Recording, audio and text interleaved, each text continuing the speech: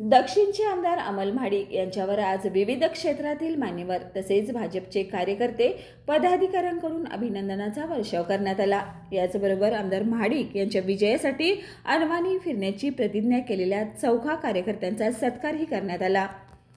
कोल्हापूर जिल्ह्यासह संपूर्ण राज्यात कोल्हापूर दक्षिण विधानसभा मतदारसंघात हाय व्होल्टेज लढत झाली।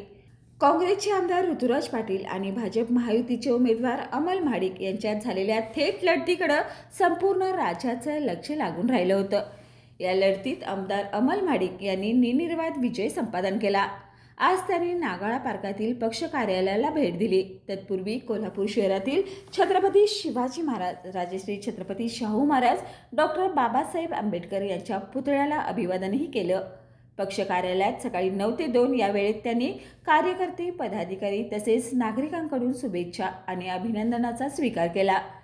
जिल्हाध्यक्ष विजय जाधव, माजी नगरसेवक राजसिंह शेळके, विजयसिंह सूर्यवंशी, विजय खाडे, किरण नकाते, अशोक देसाई, गायत्री राऊत, रूपाराणी निकम यांच्यासह शेकडो कार्यकर्त्यांनी आमदार अमल महाडिक आणि शौमिका महाडिक यांचं पुष्पगुच्छ देऊन अभिनंदन केलं।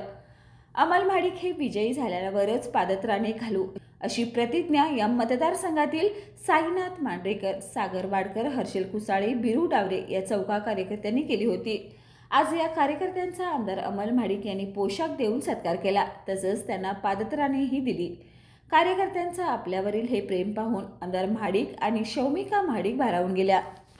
बाळ, फ्रीजमधून श्रीखंड काढ ना। आम्ही पूर्वी घरीच बनवायचो श्रीखंड, त्याची चवच वेगळी होती। आता काय सगळं रेडीमेड।